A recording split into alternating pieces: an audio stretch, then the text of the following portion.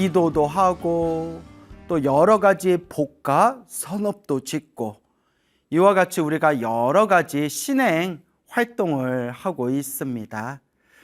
그런데 우리가 인생을 살아가면서 내가 스스로 경험했거나 내 주변의 많은 불자님들께서 경험하신 어떤 사례들을 살펴보면 열심히 절에 다녔는데도, 정말 열심히 불교를 믿었는데도 힘들고 괴롭고 답답한 역경에 부딪힐 때가 있습니다. 그래서 저 같은 경우에도 제가 아는 불자님들 중에서는 정말 열심히 절에 다녔는데 자꾸 힘들고 괴롭고 답답한 일들이 자꾸 터지다 보니까 결국 그 불심을 잃어버리고 더 이상 절에 나오지 않거나 혹은 이제 부처님의 가르침과 완전히 연을 끊어버리고 그냥 무종교인으로 살아가는 분들도 그렇게 제가 실제로 뵌 적도 있습니다. 근데 제가 뭐 따로 어떻게 드릴 말씀이 없죠. 절에 다니면서 불교를 믿으면서 자꾸 좋은 일이 생겨야 그게 막 에너지가 되고 그게 이미 힘이 돼가지고 더 열심히 부처님을 믿고 신행생활을 할 텐데, 절에 다니고 부처님 가르침을 공부하고 또 신행생활을 했는데도 자꾸 안 좋은 일이 생기거나 힘들거나 괴로운 일이 생기게 됐을 때 아무래도 마음의 중심이 약한 사람들은 흔들릴 수밖에 없는 것, 이렇게 흔들릴 수밖에 없는 것이 바로 인지상정이다. 그게 당연한 그런 어떤 중생의 마음 상태일 겁니다. 그렇기 때문에 우리 중생들이 이 인생을 살아가면서 힘들고 괴롭고 답답할 때 무언가 의지할 것이 필요해서 그런 의지처를 이제 갖기 위해서 종교를 선택하게 되고, 수많은 종교 중에서도 불교를 선택하게 되고, 불교를 선택해서 부처님 가르침을 공부하고 기도도 하고 복도 지었는데 오히려 안 좋은 일이 생겨버리면 아무래도 그 뿌리가 약하신 분들, 믿음의 뿌리가 약하신 분들은 결국 넘어질 수밖에 없는 거죠. 그게 어찌 보면 중생의 당연한 마음의 상태일 수도 있습니다. 근데 참 신기해요. 참 묘해요.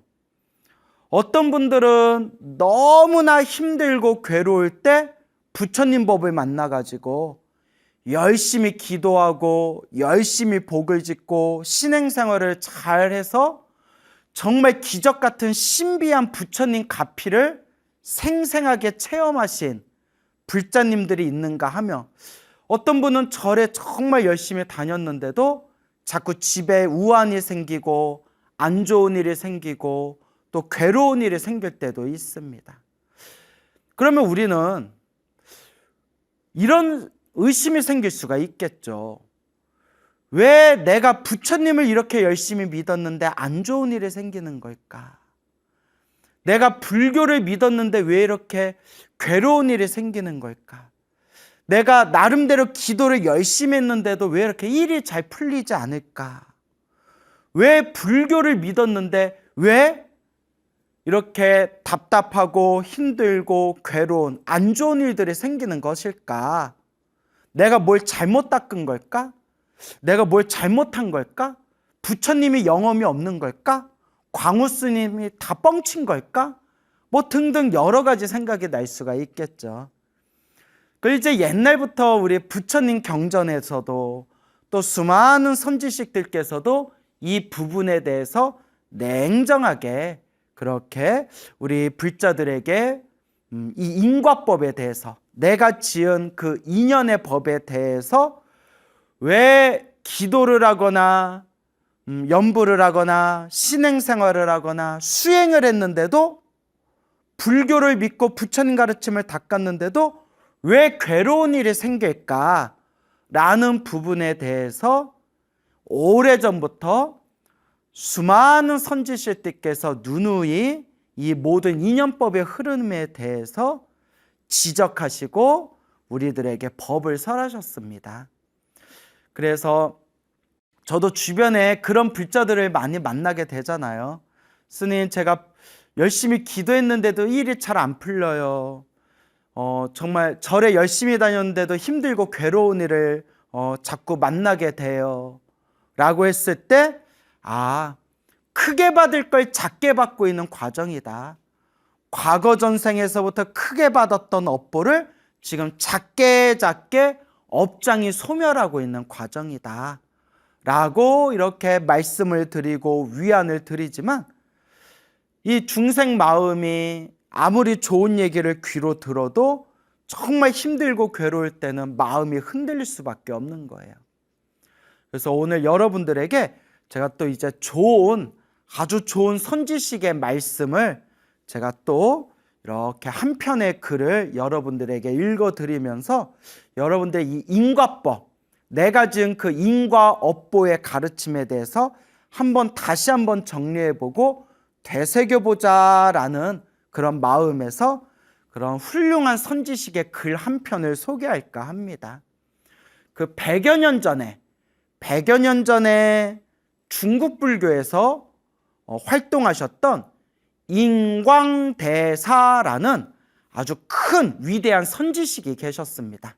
100여 년 전에 활동하셨던 그 나무아미탑을 연불수행만을 오로지 닦으셨던 인광대사라는 아주 유명한 위대한 선지식이 계셨는데, 그분께서는 제자를 두지 않으셨고 또 상좌를 두지 않으셨어요. 그리고 오로지 연불수행만 하시다가 수많은 불자들이 법을 청하니까 이렇게 편지로서 법을 주고받으셨대요. 요새는 이제 메일이 있어서 메일로, 아니면 카톡으로, 이렇게 문자로 이렇게 사람들이 서로 주고받고 하지만, 옛날에는 그렇게 멀리서 며칠 동안 편지가 오면 그 편지를 보고 또 정성스럽게 손글씨를 쓴 뒤에 또 며칠 동안 또 편지가 가서 도착하게 되고, 그렇게 불자들과 주고받은 주옥 같은 편지의 내용들을 모아놓은 그 인광대사의 편지 법문을 이제 인광대사 문초라고 해가지고 책이 엄청 많아요. 지금은 이제 인터넷으로 다 공개가 되어 있는데 다 한문이라서 좀 읽기가 힘들죠. 한문으로 요새는 인터넷 데이터로 디지털로 해서 다 이렇게 데이터베이스에 다 올려져 있는데, 저 인터넷에서 찾아보면요, 그 수많은 그 편지글 법문 중에서 가장 핵심만 된 내용들을 뽑은 것을 이제 가언록이라는 책이 있어요. 가언록, 인광대사 가언록. 이 가언록이라는 이 책이 오래전에 화두 놓고 연불하세, 솔직히 제목은 마음에 안 들어요. 제목은. 근데 화두 놓고 연불하세라는 제목으로 오래전에 출간이 된 적이 있어요. 왜 제목이 마음에 안 드냐면, 화두는 화두대로 좋고 연불은 연불대로 좋은데 굳이 화두 놓고 연불하세 이래버리면 참선하는 사람 입장에선 기분이 나쁠 수가 있잖아요. 그래서 제목은 마음에 안 들었지만 어쨌거나 아주 훌륭한 주옥 같은 책입니다. 그래서 화두 놓고 연불하세라는 책으로 오래전에 또 출간이 된 적도 있었고, 지금도 인터넷에서 찾아보면 아마 구할 수 있을 거예요. 그리고 이제 인광대사 가언록이라는 그 책에 인광대사가 인과 법문, 이 인과업보에 대한 법문에 대해서 말씀하신 그 글 한 편을 여러분들과 함께 읽으면서 소개해 드리고자 합니다. 아주 중요한 내용이니까, 왜 불교를 믿는데 왜 힘들고 괴롭고 답답한 일이 생길까라는 부분에 대한 우리 인광대사라는 위대한 선지식의 그런 법문의 말씀, 아주 소중한 말씀이니까 여러분들 귀를 쫑긋 여시고 한번 잘 경청해 보시기 바랍니다. 그러면 함께 읽어보도록 하겠습니다. 인광대사의 그 가언록에서 그 인과 법문에 대한 부분을 제가 이렇게 발췌해 가지고, 내용이 길어요. 내용이 너무 길어서 좀 이렇게 중요한 부분만 좀 간추려서 좀 잘라낼 거 잘라내고 이제 시간 관계상 중요한 부분만 제가 발췌해서 읽어드리도록 하겠습니다. 읽으면서 제가 중간중간 좀 제가 부연 설명을 하겠습니다. 아주 중요한 내용이니까 한번 잘 들어보세요. 자, 불교를 믿는데 왜 괴로운 일이 생기는 것일까? 인광대사의 인과법문. 불경에 부처님 경전에 보살은 원인을 두려워하고 중생은 결과를 두려워한다는 말이 있습니다. 보살은 원인을 두려워하고 중생은 결과를 두려워한다. 여기서 말하는 보살은 절에 있는 여자 신도를 우리가 보살이라고 하잖아요. 보살님 이러잖아요. 여기서 말하는 보살은 그 보살이 아니라 성불하기 위해서 수행하는 거룩한 대승의 수행자들을 보살이라고 합니다. 거룩한 대승불교의 수행자들, 성불하기 위해서 수행하는 거룩한 수행자들을 보살이라고 하는데, 보살은 원인을 두려워하고 우리같이 평범한 중생들은 결과를 두려워한다. 보살은 원인을 두려워한다. 여러분, 인과 업보가 뭐예요? 인연법이 뭐예요? 인과법이 뭘까요? 콩 심은 데 콩 나고 팥 심은 데 팥 난다는 뜻이잖아요. 내가 지은 원인 따라 그런 결과가 생긴다. 그래서 모든 결과의 뿌리는, 모든 결과의 원인은 내가 지은 씨앗, 내가 지은 지금의 몸과 말과 생각으로 지은 지금 내가 지은 씨앗, 그 씨앗이 이제 결과와 열매가 된다는 거예요. 이 인과법에 대해서 100% 믿음이 가진 우리 거룩한 수행자, 보살들은 원인을 두려워한다. 왜? 내가 어떤 원인을 심었냐에 따라서 그런 결과가 생기기 때문에 모든 것의 뿌리인 그 원인, 근원적인 그 원인을 두려워한다. 하지만 우리 같은 평범한 중생들은 내가 지은 원인, 내가 심어놓은 씨앗은 싹 잊어버린 채 당장 눈앞에 닥친 결과만을 두려워한다.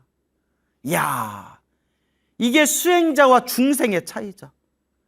보살과 같은 거룩한 수행자, 인과법, 인연법을 100% 믿고 있는 수행자들은 모든 것의 뿌리, 내가 짓고 있는 지금의 이 업, 내가 지금 심고 있는 이 씨앗을 두려워하고 무서워하고 겁내하지만 중생들은 자기가 무엇을 뿌리고 있는지, 무엇을 심고 있는지는 모르고 그냥 눈앞에 닥쳐오는 결과만을 두려워하고 있구나.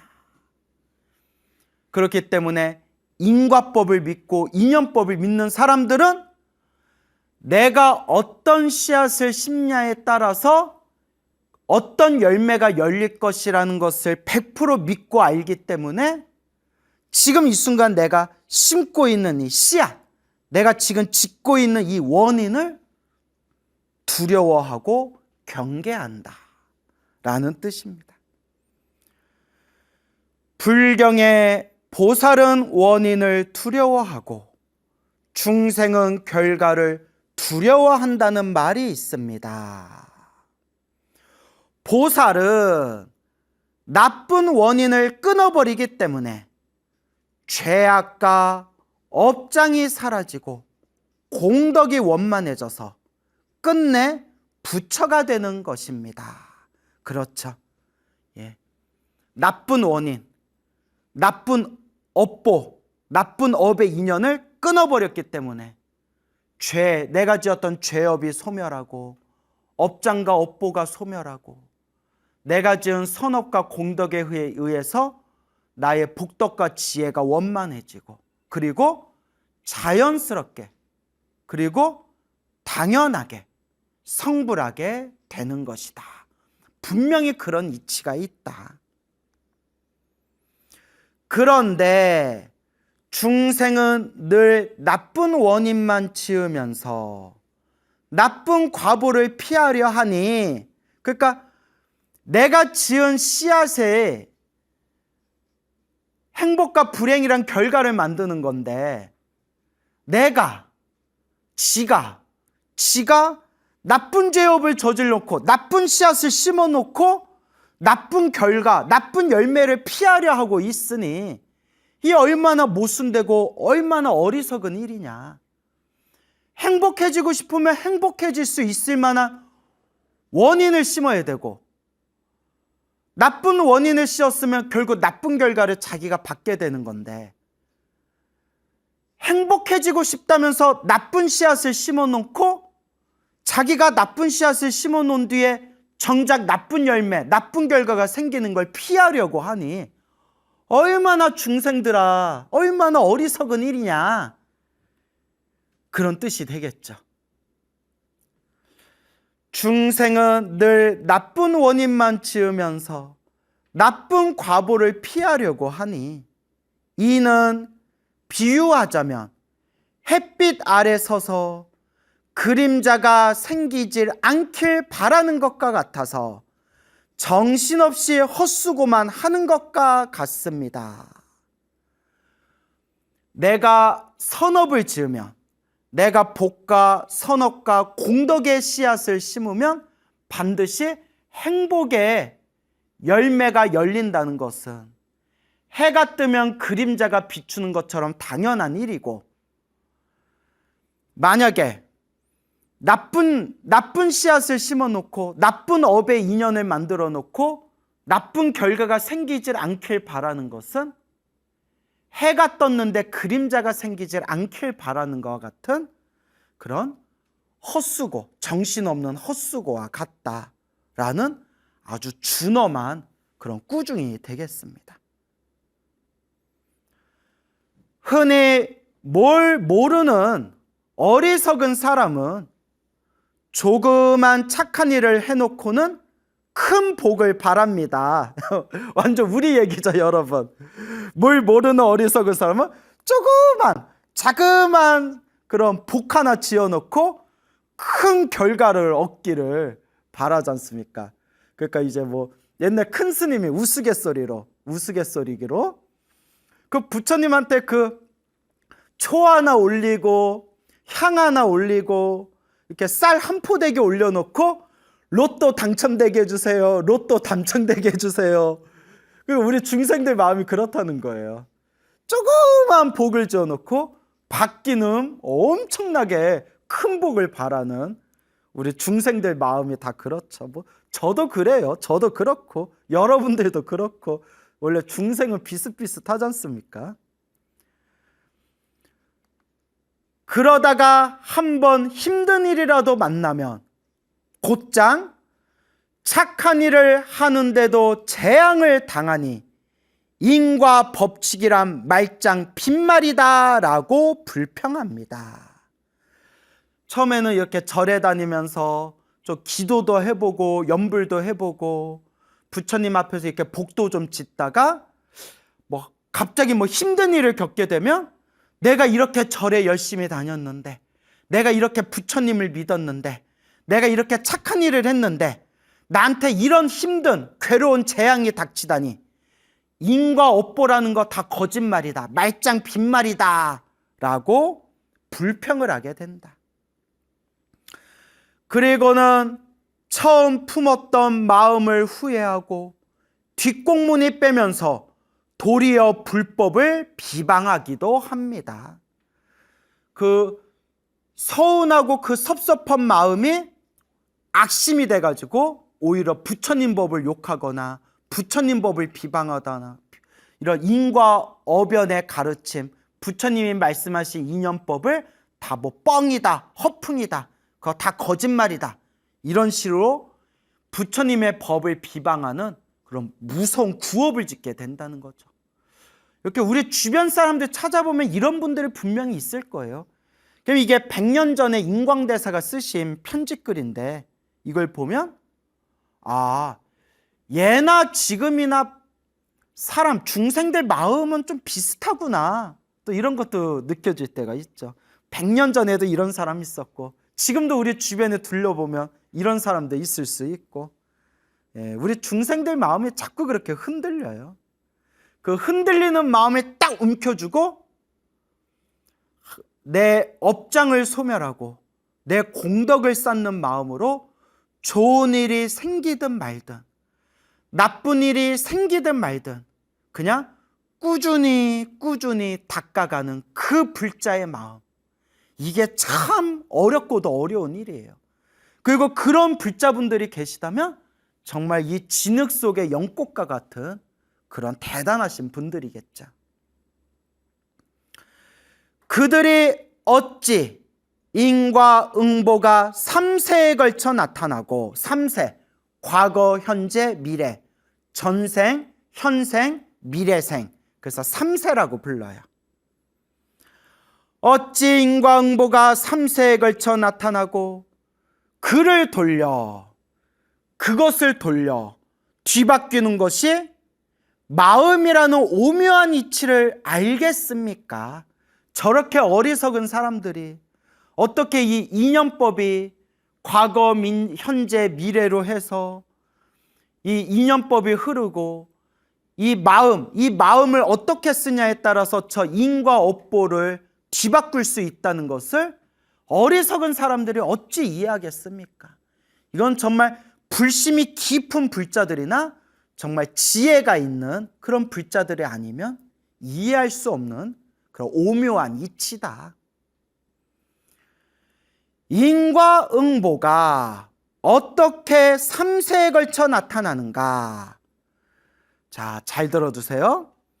금생에 지은, 현재 금생에 지은 선악의 과보로, 선업과 악업의 과보로 금생의 화복을 받는 것이, 금생에 화를 당하거나 복을 받는 것이 현보이고, 금생에 지은 선악의 과보로, 선업과 악업의 과보로 내 생에, 다음 생에 화복을 받는 것이 생보입니다.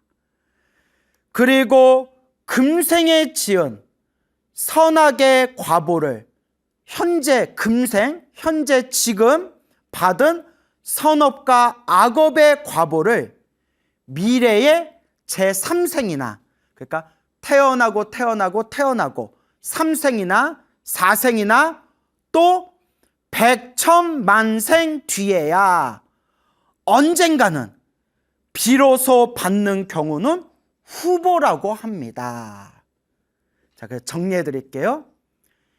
이번 생에 지은 걸 이번 생에 받으면 현보라고 부르고요. 이번 생에 지은 걸 다음 생에 받으면 생보라고 부르고요.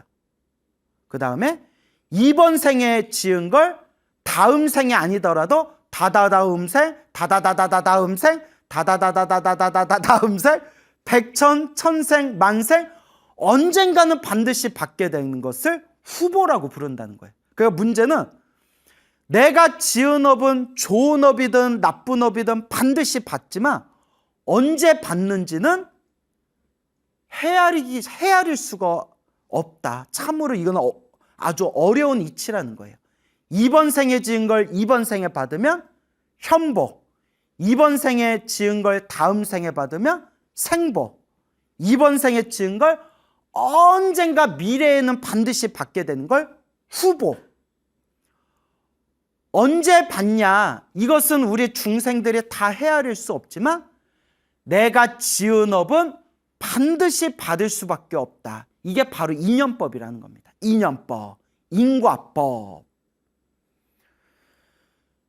그러나 헤아릴 수 없는 시간 동안 걸친 인과는 오직 부처님만이 훤히 내다보실 수 있습니다. 이는 성문의 눈에도 안 보이는데, 성문, 여사만 성문은 아라한을 뜻해요. 성문 아라한. 그래서 아라한, 부처님의 제자로서 번뇌와 망상이 사라진 거룩한 성자 아라한, 성문 아라한. 이는 성문 아라한의 눈에도 안 보이는데 아라한조차도 다 꿰뚫어 볼 수가 없대요. 아라한도 거룩한 성자지만 이 우리가 지은 업을 우리가 받는 이 미묘한 그 세밀한 이치는 아라한들도 다 볼 수가 없대요. 하물며 천안이나 하늘의 눈, 천안이나 육안, 사람의 눈, 하늘의 눈, 천안이나 사람의 눈, 육안 따위로도 보이겠습니까? 아라한이라는 거룩한 성자의 눈으로도 다 볼 수가 없는데 하물며 하늘 세계의 눈이나 사람의 눈으로도 다 꿰뚫어 볼 수가 없습니다.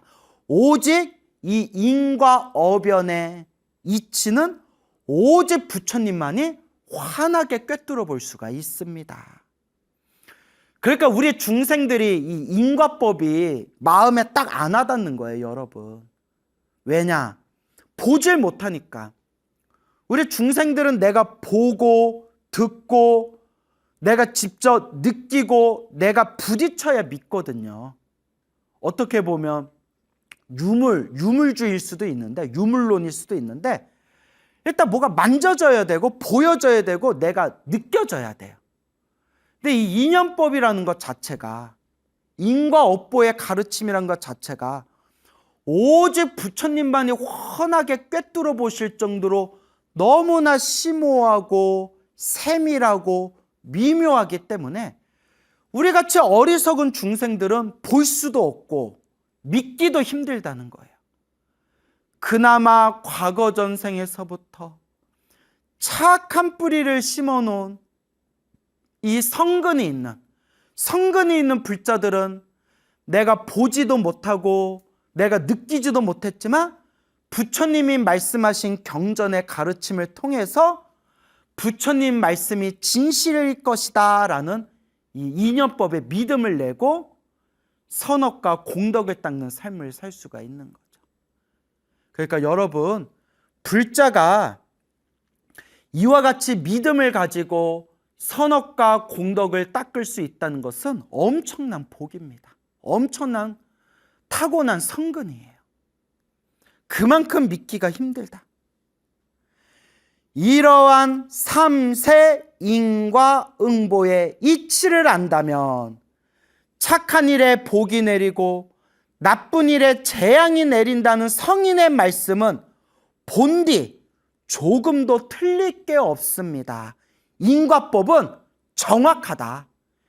이번 생에 받을 수도 있고 다음 생에 받을 수도 있고 다다다다음 생에 받을 수도 있지만 내가 지은 업의 인연은 반드시 내가 받게 된다. 인과법은 정확하다. 그러면 인과응보를 마음으로 돌려 뒤바꾼다는 것은 무슨 뜻일까요? 자, 이게 제가 평소에 늘 자주 말씀드린 크게 받을 걸 작게 받는다.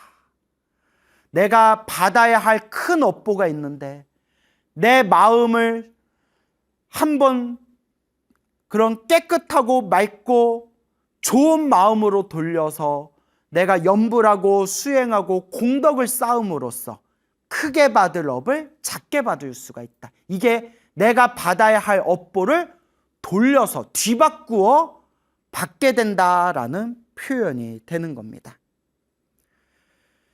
예컨대 어떤 사람이 죄악을 지어 영원히 지옥에 떨어져 고통을 받아야 할 운명인데 나중에 크게 부끄러운 마음이 들어 죄를 참회하고 큰 보리심을 내어, 보리심, 깨달음을 얻겠다는 거룩한 마음, 부처님의 가르침을 그 진리를 향한 그런 진리를 믿는 그런 깨달음의 마음을 보리심이라고 합니다. 아주 지옥에 떨어질 정도로 무거운 죄업을 지었지만 나중에라도 크게 부끄러운 마음을 들어 내가 지은 죄업을 진심으로 참회하고 큰 보리심을 내어 깨달음의 마음을 내어 개과천선하며 독경과 연불 수행에 열심히 정진하면서 남들을 교화시켜 함께 극락왕생을 기원한다고 합시다.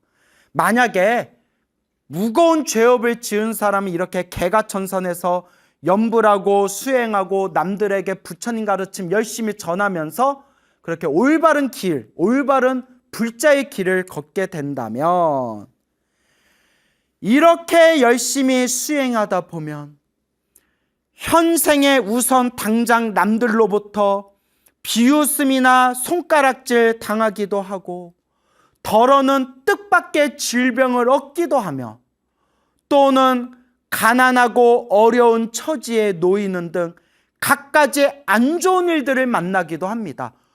정말 내가 부처님 가르침 열심히 공부하고 연불하고 사람들한테 부처님 법도 널리 전했는데 막 병에 걸리거나 막 재산을 잃어버리거나 막 어려운 처지에 처한다거나 사람들의 무시당한다거나 온갖 갖가지 안 좋은 일들을 만날 수가 있다. 자, 그런데 그러한 재난과 시련으로서 먼저 지었던 죄악 때문에 지옥에 떨어져 영원히 받아야 할 고통이 액땜되어 사라지고, 그러니까 제가 늘 여러분들께 귀가 따갑도록 드린 말씀, 크게 받을 걸 작게 받고 있는 거다. 지금 열심히 기도하고 수행했는데도 나쁜 일이 생겼다면 절대 흔들리지 말아라. 크게 받을 걸 작게 액땜한 것이다. 이제 그 말씀이 나오고 있는 겁니다. 나아가 평범한 생사윤회를 벗어나 성현의 경지에 들 수 있는 것입니다. 금강경에 이르기를, 만약 어떤 사람이 이 경전을 받아 지니고 독송하여 다른 사람들로부터 경시와 천대를 받는다면 이 사람은 전생의 죄악으로 마땅히 사막도에 떨어져야 할 업보가 금생에 남들의 경시와 천대로 말미암아 곧 사라지고 나아가 안욕따라 삼야삼부리를 얻게 될 것이다 라고 설하고 있습니다. 금강경 능정업장분에 나오는 유명한 말씀이죠. 사막도에 떨어져야 할 큰 업보를 지은 사람이 금강경을 수지독송하고 불법을 닦은 인연으로 이번 생에 사람들한테 손가락질 받고 무시받은 그런 업으로서 오히려 그 나쁜 죄업들, 크게 지은 나쁜 죄업이 그렇게 사라지게 되고 결국에는 깨달음의 길로 나아가게 될 것이다. 즉 크게 받을 업보를 작게 받고 있는 것이다 라는 말씀이 되겠죠. 능정업장분, 이것이 바로 인과 응보를 마음으로 돌려 뒤바꾼다는 뜻입니다 라는 내용이 되겠습니다.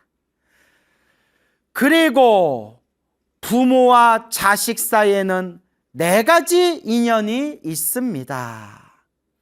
첫째는 은혜를 갚는 인연이고, 둘째는 원한을 갚는 인연이며, 셋째는 빚을 갚는 인연이고, 넷째는 빚을 되찾는 인연입니다.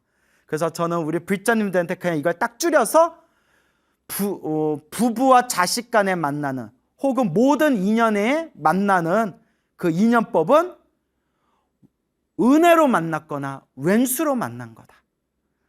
빚 받으러 왔거나 빚을 갚으러 온 것이다 라는 말씀을 제가 자주 드렸습니다. 한번 쭉 읽어볼게요. 한번 들어보세요. 은혜를 갚는 인연이란 부모와 자식에게 전생에 큰 은혜가 있어 그 은혜를 갚기 위해 금생에 자식으로 태어나 생전에 부모가 기뻐하도록 극진히 봉양하고 사후에는 장례와 제사를 정성껏 모시는 것입니다. 우리가 흔히 말하는 효자로 태어난 게 은혜를 갚는 인연이다. 원한을 갚는 인연이란 이제 불효자를 뜻하는 거겠죠. 원한을 갚는 인연이란 부모가 자식에게 전생에 원한을 사서 그걸 갚기 위해 자식으로 태어나는 것입니다. 아이고 무섭다. 작게는 부모 마음을 거스리고 크게는 화가 부모에게 미치게 합니다. 그러니까 왼수를 갚으려고 자식으로 태어난 경우라는 거예요. 이런 얘기 들으면 무섭죠. 무섭습니다. 그러니까 우리가 자꾸 좋은 인연을 짚도록 노력해야 돼요, 여러분. 계속해서 읽어보겠습니다. 빚을 갚는 인연이란 자식이 전생에 부모에게 진 재산상의 빚을 갚으려고 태어난 경우입니다. 진 빚이 많으면 평생토록 뼈 빠지게 일해 받들어 모시지만 빚이 적으면 잘 봉양하다가 덜어 중간에 그만두기도 합니다. 그러니까 얼만큼 빚을 졌냐에 따라서 이제 엄청나게 뼈 빠지게 갚기도 하고 갚을 만큼 갚았으면 중간에 그만두기도 하고. 재밌죠? 빚을 되찾는 인연이라 부모가 자식에게 전생의 재산상의 빚을 지은 까닭에 그 빚을 받으려고 태어난 경우입니다. 그런데 세상 사람들은 조금만 어려운 재난이 당하면 고 하늘을 원망하거나 사람을 탓하기 일쑤입니다. 우리 중생들이 그렇잖아요. 어렵거나 힘들거나 괴로운 일을 당하면 남 탓하기 일쑤잖아요.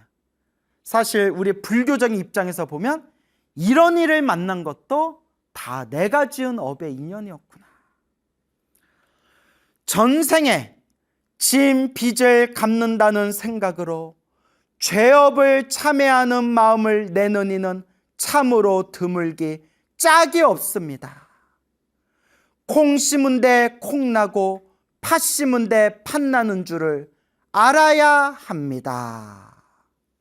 또 금생에 착한 일을 하면서도 재난을 당하는 이들은 전생에 지은 죄악의 업장이 너무 두텁기 때문인데 만약 이들이 착한 일을 안 한다면 그 재앙은 더욱 커질 게 분명합니다. 이번 생에 착하게 살았는데도 힘들고 괴롭고 답답한 일을 겪는 것은 과거 전생에 지었던 숙제, 과거 전생에 지었던 빚이 많기 때문이다. 자, 그리고 금생에 죄악을 지으면서도 복을 누리는 자들은 전생에 심어놓은 착한 씨가 많기 때문인데 만약 죄악을 짓지 않는다면 그 복이 더욱 커질 것입니다. 이번 생에 온갖 나쁜 짓을 저지르면서도 잘 먹고 잘 사는 것도 과거 전생에 지었던 자신의 복이 있기 때문에 그 복을 까먹고 살고 있을 뿐이다. 인과 업보가 없는 게 아니라 이번 생 못되게 살고 있으면서도 잘 먹고 잘 사는 것도 그것도 인과 업보라는 거예요. 왜? 전생에 지어놓은 복을 이번 생에 까먹고 있는 거예요. 이번 생에 다 까먹으면 다음 생에 어떻게 될까요? 또 끔찍한 그런 인과법의 결과를 맞이하게 되겠죠. 그래서 내가 행복하고 편안하게 살든 힘들고 괴롭게 살든 이 모든 게 다 내가 지은 복의 인연이다라는 걸 꿰뚫어 보면서 더 열심히 복을 짓도록 복 까먹지 말고 더 열심히 복을 짓도록 노력해야 한다라는 그런 말씀이 되겠습니다. 단지 눈앞의 길 흉만 쳐다보고서 선을 행해도 재난을 당하니 선은 행할 게 못되고 악을 지어도 복을 받으니 악을 금할 필요가 없다고 여긴다면 이는 정말로 어리석고 위험스러운 생각입니다. 그냥 눈앞에 펼쳐진 결과만 보고 저렇게 나쁜 짓을 했는데도 잘 먹고 잘 사는 놈이 있고 저렇게 착하게 살았는데도 힘들고 괴롭게 사는 사람들이 있고 에라이 인과 업보 같은 거 없다. 나도 그냥 내가 하고 싶은 대로 거리낌 없이 나쁜 짓 하고 사람들한테 사기치고 못된 짓 하면서 잘 먹고 잘 살 거야 라는 어리석은 생각을 일으키는 것만큼 위험스러운 생각이 없다라고 아주 준엄하게 경고하시는 말씀이 되겠습니다. 선악의 과보는 하루아침 저녁에 나타나는 게 아니라 그 유래와 과정이 점차 진행한다는 사실을 염두에 두어야 합니다. 두터운 얼음이 어찌 하루 저녁 추위에 얼어붙겠습니까? 또한 그 얼음이 어찌 햇볕에 금방 녹아버리겠습니까? 절대로 하늘을 원망하거나 남들을 탓해서는 안 됩니다. 천하의 모든 일은 다 인연이 있기 마련입니다.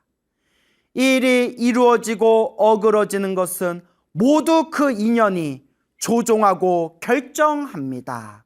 모든 것이 다 인연법입니다 라는 뜻입니다. 이러한 이치를 안다면 자신의 운명을 알고 하늘의 뜻을 즐겨 따르면서 하늘을 원망하거나 사람을 탓하는 일 없이 자신의 현재 처지에 편안히 만족하는 마음으로 살아갈 수 있을 것입니다. 그러면 어디에 가든지 자유자재롭지 않음이 없게 될 것입니다 라는 인광대사의 법문이 되겠습니다. 자, 인광대사의 법문 어떻게 잘 경청해 보셨습니까? 인광대사 시절에도 이런 일들이 있었나 봅니다. 내가 이렇게 절에 열심히 다니고 복을 지었는데 왜 나한테 이런 일이 생길까 하면서 이제 불심을 잃어버리는 그런 사람들이 예나 지금이나 많았나 봅니다. 하지만 진정한 불자라면 마음의 중심을 세워야 됩니다. 좋은 인연도 나쁜 인연도 내가 지은 업의 인연이고, 좋은 인연이든 나쁜 인연이든 내가 열심히 기도하고 수행하면서 나에게 힘들고 괴롭고 답답한 일이 닥칠 때, 내가 지은 큰 업보를 작게 받고 있는 업장소멸의 과정이구나 라는 마음의 중심을